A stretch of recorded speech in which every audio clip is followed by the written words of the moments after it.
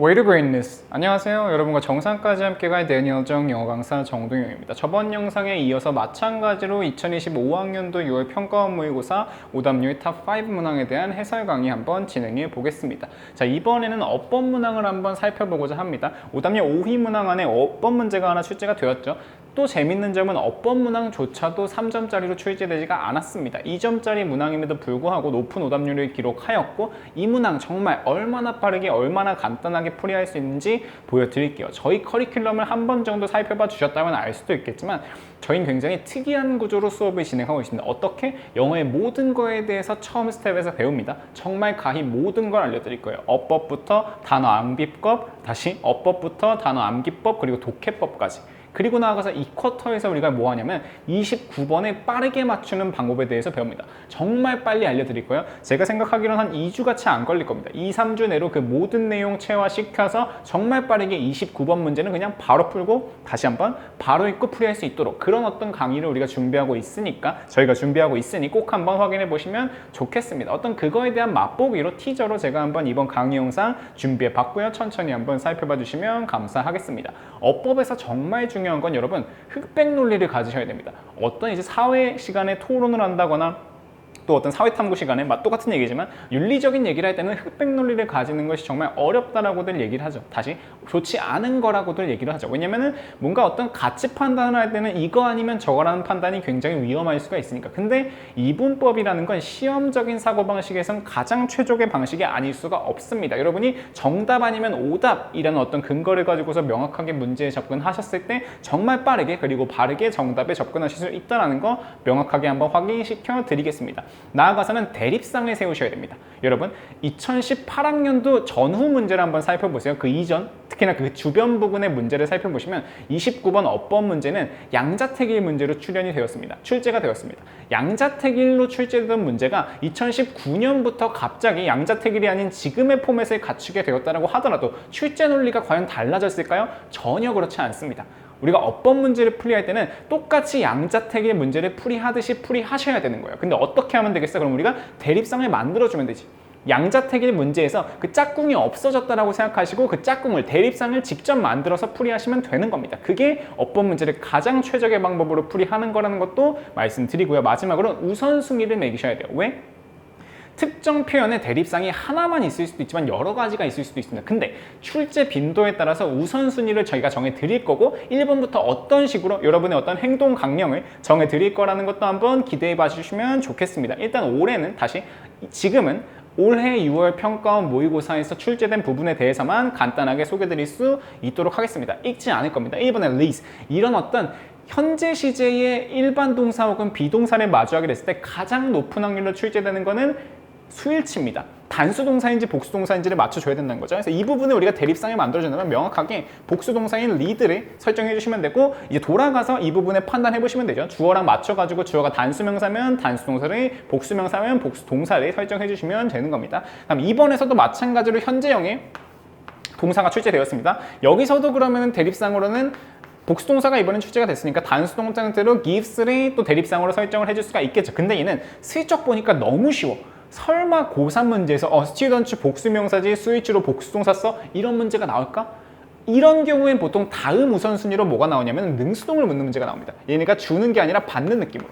이게 지금 우선순위입니다. 실제로 이 정도 순서로만 파악할 거라는 것도 기억해 보시면 돼요. 다음 3번에서는 우리가 뭐 확인해야 되냐면 너무 쉽죠. 이거 정말 효자선지입니다. 관계부사 같은 거 출제되었을 때는 당연하게도 관계대명사만 확인해 보시면 됩니다. 둘은 어떤 논리가 있었죠? 뭐 이것도 간단하게 한번 정리를 해보자면은 도식화해보면 이렇습니다. 관계대명사를 도식화했을 때는 앞에 명사가 올 수밖에 없어요. 저희 커리큘럼 내내 강조드리지만 관계대명사는 특별한 게 아닙니다. 관계대명사는 대명사예요. 대명사기 때문에 앞에 받아주는 명사 표현이 나오는 거고 그래서 그 명사 뒤에서 관계대명사가 보통 출현을 합니다. 그리고 뒤에가 어떻게 돼? 간단하게 도식화하자면 뒤에서 불완전한 문장이 출제가 된다고 나타난다고 도식화할 수가 있게 됩니다. 왜? 사실 이 대명사가 속해 있었던 문장이기 때문에 얘를 기준으로 뒤에 문장을 살펴본다라고 하면은 불완전할 수밖에 없겠죠. 그 다음 또 관계부사는 관계 대명사에서 파생된 표현이기 때문에 마찬가지로 받아주는 명사가 존재할 수밖에 없습니다. 그 다음 뒤에는 관계부사가 올 거고 이번에는 뒤에 문장에 속해 있었던 표현인데 부사 부분이 뗐네? 그럼 이게 쭉 뗀다라고 해도 이 부분은 완전할 수밖에 없겠죠. 왜?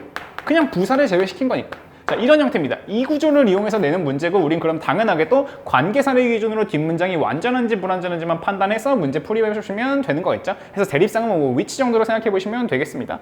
다음 그 4번에서는 이런 대명사 문제 마주하셨을 때 생각해 보시면 좋은 거면 대명사의 수일치입니다.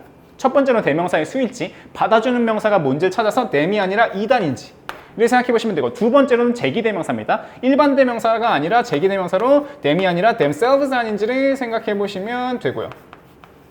자, 다음 마지막으로 5번 making. 저 ing 형태를 마주했을 때 여러분이 머릿속에 떠오르는 건 뭐가 있을까? 동명사인가? 현재분사인가? 틀린 겁니다. 뭐부터 가야 될까? 준동사인가 아닌가를 먼저 들어가시면은 그 다음 행동 강령으로 동명사인지 분사인지를 판단해 보시면 되는 거예요. 근데 얘는 한번 앞에까지 묶어서 가볼게.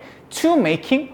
to making 이상하죠? 여러분이 만약에 얘를 답으로 고르실 거라면은 얘가 아니라 뭐라고 생각했을까? 당연히 to 부정사로 to make를 생각했을 거야. 우리가 지금 구분해야 되는 건 뭐냐면 to making이 아니라 to make 가 아닌지를 구분해야 되는 대립상을 만들어낼 수가 있는 겁니다. 천천히 한번 살펴볼게요. 여기서 뭐 간단하게 살펴볼 수 있는 부분들이 있죠. 1번에서는 스위치 문제였습니다. 주어는 뭐 more difficult retrieval, 어떤 더 어려운 어떤 회상 같은 것이 이런 상황으로 이끌어진다, 뭐 이런 상황으로 이어진다, 뭐 해석할 필요도 없이 앞엔 단수명사니까 단수동사가 적절하게 쓰인 걸 확인할 수가 있습니다. 2번에서도 마찬가지로 그럼 복수동사니까 복수명사니까 복수동사 잘 쓰였네요. 넘어갈게요. 그건 너무 쉽다고. 적어도 이런 구 형태는 돼야지 갑자기 진짜 단어 하나 띡 나오고 스위치 문제가 나올까 고3에서 절대 그렇지 않습니다. 이 경우에 다음 논리로 우선순위 정해드리자면 능수동 판단해 보시면 되고, 능수성 판단하려면 간단하게 한번 해석해봐야 되겠죠. Free recall test라는 거, 여기에서는 학생들이 need to recall, 뭐 떠올려야 되는데 as much as they can remember, 걔네가 떠올릴 수 있는 만큼, 근데 뭐 없이, 뭐 힌트 같은 거 없이 얼마나 떠올릴 수 있는지를 확인해보는 게 Free recall test라고 합니다. 근데 이것은 test result in 뭐 어떤 결과를 낳는 경향이 있냐면 better retention, 더 어떤 기억 보유력이 나아지는 경향이 있대요. 뭐보다 cued recall test, 이거는 이제 뭐 prompting의 반대말로 쓰인 거겠죠. 힌트 주는 recall test보다 힌트 안 주는 recall test를 봤을 때, 힌트 주는 혹은 어떤 사전에 고지가 된 recall test를 보게 됐을 때 어떤 기억 보유력이 낮아질 수가 있다. 오히려 완전 아무것도 없이 하는 게 recall test를 했을 때 더 기억 보유력을 증진시키는데 도움이 될 수가 있다는 얘기를 해준 거죠. 그리고 소개를 해주는 겁니다. 자, cued recall test는 반대로 뭐냐면 학생들이 힌트를 주는 거야. 힌트를 주면 어떻게? 학생들이 힌트를 받는 게 cued recall test겠죠. 그래서 여기서 당연하게 또 2번 고로 끝나면 됩니다. 이렇게 간단한 문제인 거예요. 이게 우리가 우선순위를 모르셔서 그런 거예요. 어떤 문제를 보고 어떤 대립상을 만들어야 되는지를 모르기 때문에 어법 문제가 자꾸 헷갈리는 겁니다. 저희 커리큘럼 꼭 따라와 보셔서 대립상 만드는 방법, 그 어떤 논리구조, 이분법, 대립상 또 더 나아가서 우선순위까지 한번 꼭 정리해 보시길 바랄게요. 그래서 여기서는 수동이 돼야 되기 때문에 뭐 give가 아니라 were given 정도 하면 되겠죠. 얘네가 받았다는 느낌에서 were given보다 그냥 are given 하면 되겠네요. 그냥 시제 맞춰서 are given 정도 해주시면 되고요. 남은 것도 한번 확인만 해봅시다. 관계 부사 나왔고 관계 대명사랑 비교해야 되는데 관계 부사에서는 뒷문장이 완전해야 되겠죠. The correct answers need to be recognized, 당연히 완전하기 때문에 이거 맞는 거고. 4번도 봅시다. 4번에서는 자, 대명사 마주했을 때는 해야 되는 거 대명사의 수일치가 첫 번째입니다. 이거 작년도 평가원 모의고사랑 수능에서 정말 많이 나왔어요. 일반 대명사 마주했을 때 하면 좋은 거 them이 아니라 it이 아닌 거 아닐까? 두 번째로는 them이 아니라 themselves인 거 아닐까? 확인해보면 되고, 얘네는 우선순위를 매길 수가 없습니다. 그냥 읽고 해석해보면 둘 중 하나가 보이거든. 해서 한번 해석해볼게요.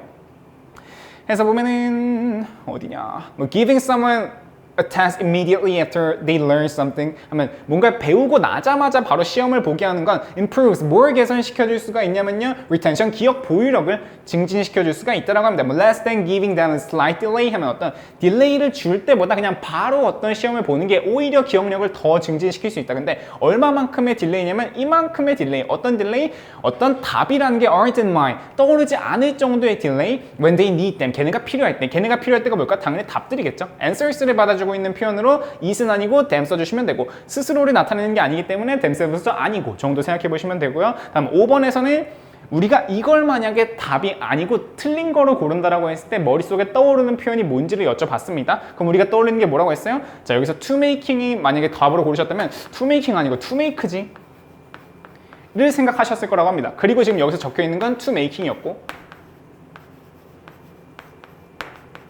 그럼 이 문제는 사실 지금 뭘 물어보고 있냐면 투부정사 형태랑 전치사 투의 형태를 물어보고 있는 겁니다. 이거 정말 구분하기 쉽습니다.